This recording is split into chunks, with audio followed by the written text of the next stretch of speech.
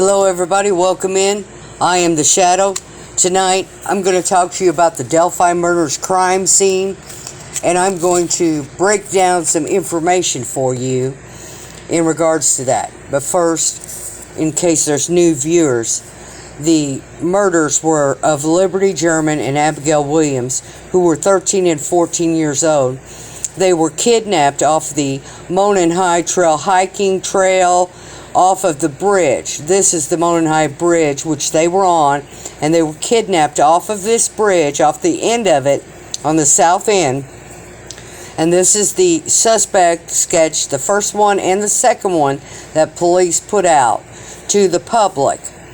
And this is, of course, another picture of the Monon High Trail Bridge. Now, let's get into it. The crime scene here. We know things by way of search warrant affidavit that was put out by the murder sheet here in regards to the affidavit for a search warrant for Ron Logan's property. Now, we learned certain aspects about the crime scene here.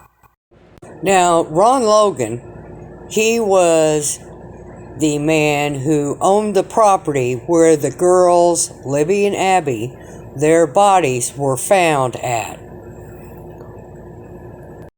Now, what we already know about the crime scene is that Robert Ives, who is the former prosecutor for Carroll County, he stated that there were 3 or 4 signatures left at the crime scene, and these things were of general things.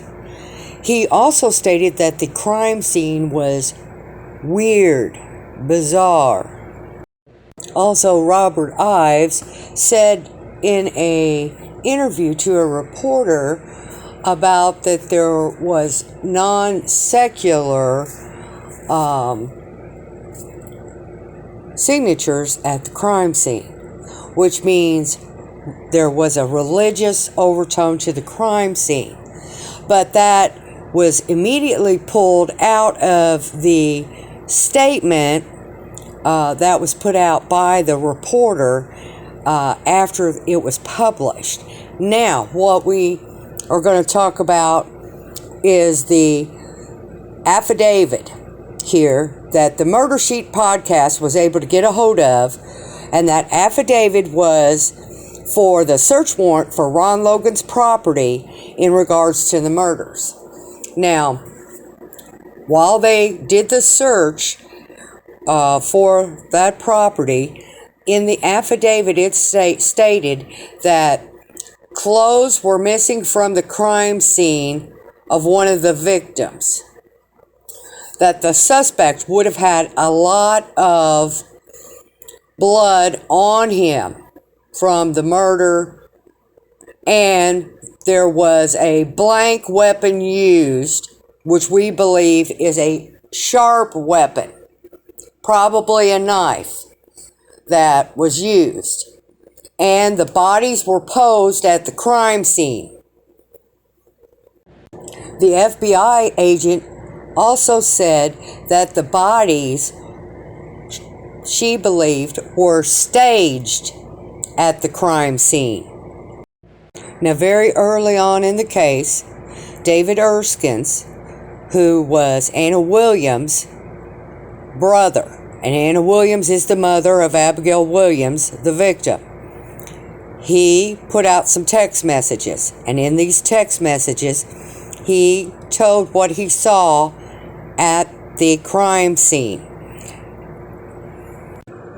David Erskine stated that in these texts that the girls, Abby, had been stabbed in the neck and in the heart, and that Liberty, her head was an inch from being taken off of her body.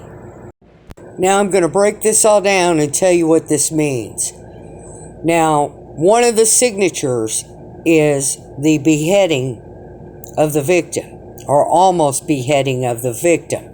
That is a signature, and that signature tells us A beheading is a signature of revenge, meaning to intimidate communities.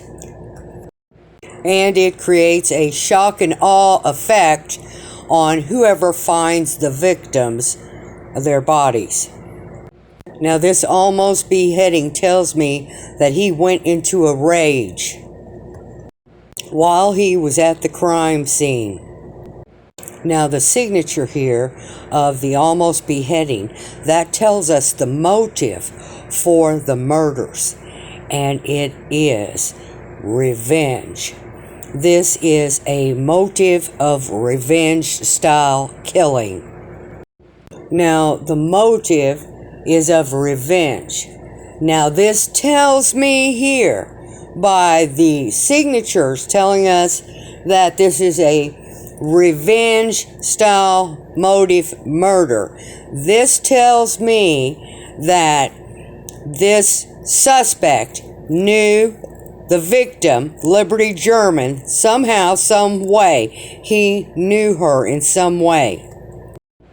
So there has to be some connection here, somewhere, to Liberty German, to the suspect. He knows her in some way. Like, share, and subscribe. I am the Shadow. Thank you for watching.